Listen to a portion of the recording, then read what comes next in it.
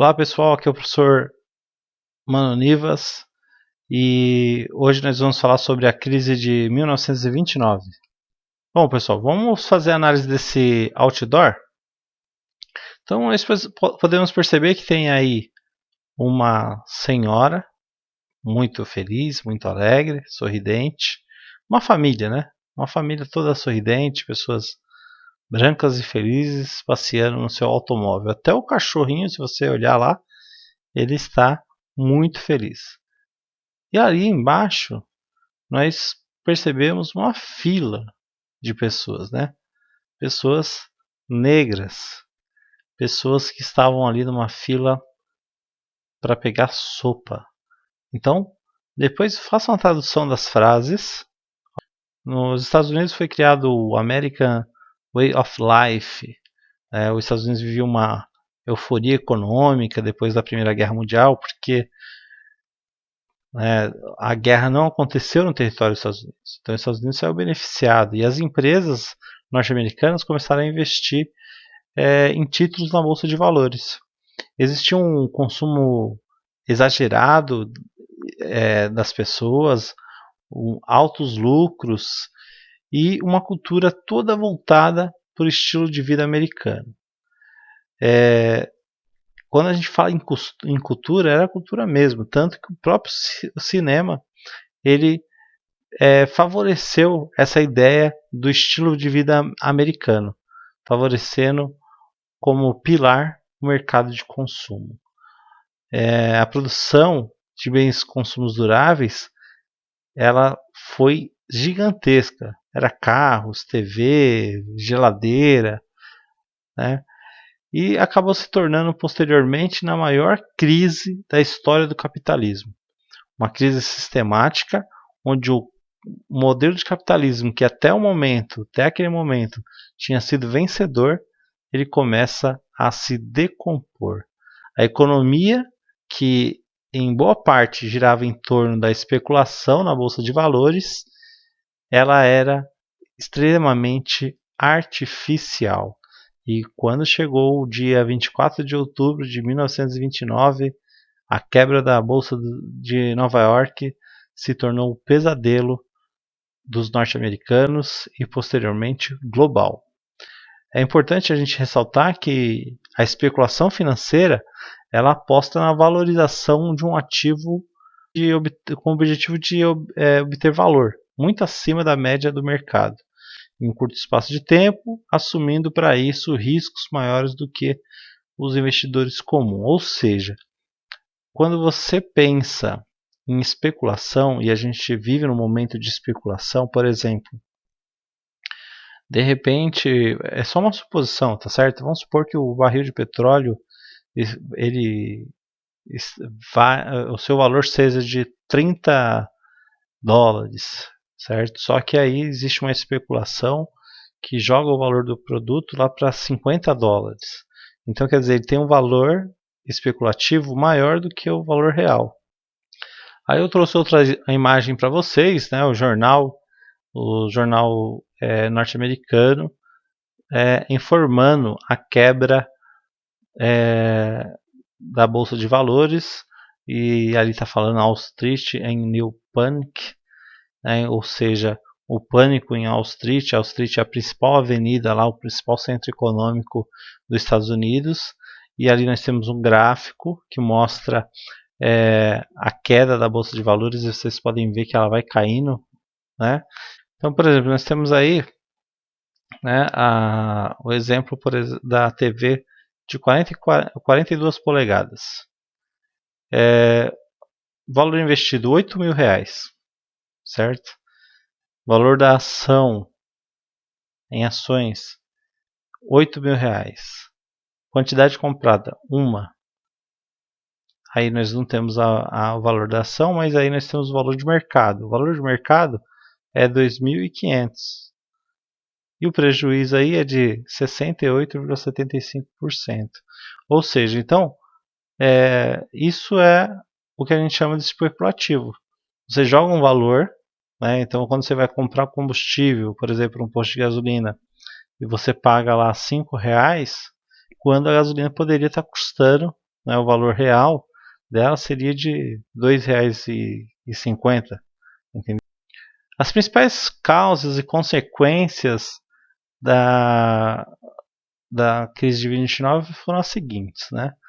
Nós tivemos a desregulamentação quase total da economia, que permitiu uma superprodução, principalmente dos gêneros alimentícios e produtos industriais. Você se lembra que a gente, quando estudou sobre aqui no Brasil, a gente falou sobre a crise de superprodução do café, né? Então é algo parecido. Se produziu muito, né? E aí a capacidade de consumo da população não conseguia absorver todo esse crescimento, toda essa produção. Então acabava gerando imensos estoques. E como foi falado anteriormente, eram bens duráveis. O setor produtivo passou a investir e produzir menos, compensando seus déficits e com isso gerando demissão de funcionários. Então, quer dizer, se o empresário não consegue vender o seu produto, ele vai descontar em alguém, porque ele não quer perder os seus lucros, né? E aí ele vai lá e demite o funcionário. O resultado acaba sendo óbvio: o desemprego generalizado e a redução salarial. Sem renda, o consumo cai, ainda mais forçando uma diminuição nos preços. Muitos bancos que emprestavam dinheiro faliram por não serem pagos, diminuindo assim a oferta de crédito. Com isso, muitos empresários faliram, encerrando mais postos de trabalho. Os países mais atingidos foram também as economias capitalistas mais desenvolvidas, dentre elas, além dos Estados Unidos, o Canadá, a Alemanha e também a França, Itália e Reino Unido. Em alguns desses países, os efeitos da crise econômica fomentaram a ascensão de regimes totalitários. Então quer dizer que a gente passa por uma situação aqui no Brasil que é muito parecida. Primeiro que a gente tem a especulação. A especulação é quando você fala, por exemplo, que o liberalismo comercial é a solução para os problemas. Quando você regula a economia, como nós estamos agora fazendo isso, regulamos nossa economia baseando na economia lá fora, gera uma dependência nossa em relação ao exterior. Então, de repente, a gente não tem nada a ver com os Estados Unidos, mas se tiver uma crise lá, nos afeta. A gente não tem nada a ver com a China diretamente, mas se tiver uma crise lá, nos afeta. Por quê? Porque nossa economia está sendo regulada pela economia exterior, pelo mercado exterior. E aí o que acontece? Se você tem, como a gente teve aí, a gente tem 13 milhões de desempregados, 13 milhões de desempregados no Brasil atualmente. A solução é gerar emprego. E aí o governo pode se fazer, adotar várias medidas de promoção de emprego. Mas o que o governo faz? Ele diminui os salários. Ele dá grandes benefícios aos empresários que continuam lucrando muito. Eles lucram muito, os trabalhadores ganham menos e gera mais desemprego. Se gera mais desemprego e as pessoas ganham menos, as pessoas têm menor poder de compra. E isso gera uma crise econômica. Tá certo? Então, a solução não é reduzir o salário e não é desempregar as pessoas, mas sim gerar emprego e renda para que as pessoas possam consumir e assim movimentar a economia. Tá certo? Fazendo só uma alusão ao nosso momento atual. Crise de 29, vocês estão vendo aí uma imagem também lá da Wall Street, principal avenida de Nova York, centro comercial dos Estados Unidos, e a gente percebe aí a movimentação das pessoas, as pessoas meio que sem saber para onde ir, para onde que eles deveriam ir, as pessoas totalmente perdidas. Por quê? Porque de repente, do nada, a bolsa parou, a bolsa quebrou, bancos faliram, as pessoas que tinham investimento nos bancos perderam, as pessoas que tinham hipotecas, ou seja, hipotecas da sua casa, que tinham dado ela como garantia, não tinha mais essa garantia. Então, quer dizer, as pessoas estavam ali desoladas, preocupadas, desesperadas e todo mundo na rua sem saber o que fazer. Por exemplo, a União Soviética, ela foi um país que foi pouco afetado, quase não foi afetado pela crise de 1929. Por quê? Porque ela era um país isolado dos capitalistas, era um regime socialista. Isso possibilitou a União Soviética a se tornar uma potência econômica por conta de ela não ser afetada diretamente pela crise de 29. Nos países em processo de industrialização, com destaque para os da América Latina, a economia agroexportadora foi mais afetada pela redução das importações de matéria-prima. Então, os países como o Brasil, que começava ali a deslanchar as suas exportações, ele vai começar a perder, porque se esses países que exportavam estavam em crise, logo eles não tinham condições de manter, né, esses acordos comerciais e, portanto, o Brasil, de certa forma, foi prejudicado nessa balança comercial. Contudo, essas nações puderam assistir um incremento em suas indústrias devido à diversificação de investimento nesse setor. Uma vez que o Brasil não podia investir na questão agrária para exportação, voltou-se para dentro do próprio Brasil para se investir na indústria, uma vez que não podia mais importar esses produtos industrializados dos países que estavam em crise. Então, de certa forma, para os países latino-americanos foi importante porque eles começaram a investir em indústria. Como legado, a crise de 1929 deixou uma lição da necessidade de intervenção e do planejamento estatal da economia, bem como a obrigação do Estado em promover assistência social e econômica aos mais afetados pela crise do capitalismo. Veja só como é interessante como isso é um ciclo e como a gente está passando por isso no capitalismo agora. Nós já estávamos passando por uma crise, certo? Que é muito mais especulativa do que uma crise real, e agora nós estamos passando por uma crise do coronavírus, tá certo? Então, o que estou falando aí para vocês? É necessário que o governo interfira na economia. Ele não pode deixar o câmbio flutuar livremente, porque senão nós ficamos refém da economia exterior. Além do mais, é preciso um planejamento estatal da economia. Não pode ser uma bagunça. Nós estamos vendo aí na questão do coronavírus sendo liberado trilhões de dólares para bancos e empresários, enquanto se faz contas para distribuir 600 a 1.200 reais para o trabalhador.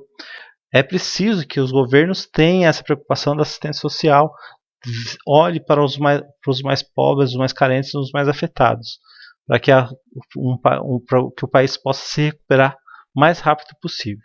Então, essa lição que foi deixada na crise de 29 se aplica também para a nossa realidade hoje. Bom, os Estados Unidos, ele estava assim que quando a gente tem a queda da bolsa de valores, inicia um processo que a gente chama de Grande Depressão, tá? E a Grande Depressão ela vai aí de 1929 a pelo menos 1933. E aí, para resolver essa questão, essa crise que afetava ali os Estados Unidos, foi implantado um plano do presidente Roosevelt, que era o presidente dos Estados Unidos na época, para tentar recuperar a economia. Esse plano recebeu o nome de New Deal, Novo Acordo.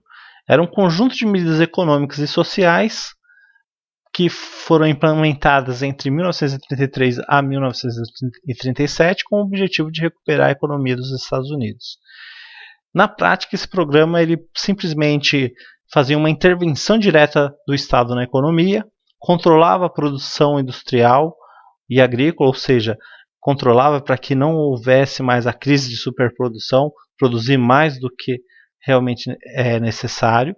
Ao mesmo tempo, investiu em projetos federais de obras públicas, praças, construção de praças, escolas, aeroportos, portos, hidrelétricas, casas populares. Então, quando o governo federal abraça essas causas, investe em obras públicas, ele gera emprego. Se gera emprego, as pessoas têm trabalho, têm renda e podem consumir. Então, começou a colocar a economia para circular. né? Por isso que é importante. O pessoal fala em Estado mínimo. Ah, nós temos que ter o Estado mínimo. Pouca interferência do Estado. Não funciona. Não funciona. Porque quando você privatiza as coisas, quando você passa o que é público para o privado, o que acontece? Nós temos a elevação do custo desses serviços que antes eram oferecidos publicamente. Os empresários pagam o que quer, porque a função do empresário é lucrar, ele quer lucrar. Então ele vai lucrar muito sobre isso e ele não vai se importar com as consequências para os mais pobres, tá certo? Então por isso que é importante investir e o governo está à frente desse processo e não terceirizar isso. A gente precisa que o governo tome a frente e gere emprego, tá certo? E esse exemplo da década de 30 hoje ainda é muito aplicável à nossa situação, tá certo? Poderia ser dessa forma para resolver o problema do desemprego no Brasil. Bom, além de criar muitos empregos, fomentando a economia pelo consumo, também se garantiu o bem-estar social com medidas para resguardar as pessoas que tinham mais carência. Então, o governo dos Estados Unidos cria leis para proteger o trabalhador do desemprego. Então, se cria o auxílio-desemprego, remuneração, programas sociais para aquelas pessoas que foram afetadas pela crise. Interessante, né? No Brasil, né, os Estados Unidos ele era o maior comprador de café, como já tinha falado anteriormente. Com a crise, a importação desse produto diminuiu muito. O preço do café brasileiro caíram. Para que não houvesse uma desvalorização excessiva, o governo do Brasil comprou e queimou toneladas de café, que foi o convênio de Taubaté que a gente estudou lá quando a gente falou sobre República Velha. Pessoal, sobre a crise de 29, era isso que eu queria falar para vocês, tá certo? Essa breve videoaula. Espero que vocês tenham gostado e na próxima videoaula falaremos aí sobre o surgimento dos regimes totalitários e também sobre a Guerra Civil Espanhola. Muito obrigado a todos pela presença de vocês nessa videoaula e até a próxima. Qualquer dúvida pode me procurar aí no Facebook e mandar sua pergunta através do Messenger. Muito obrigado a todos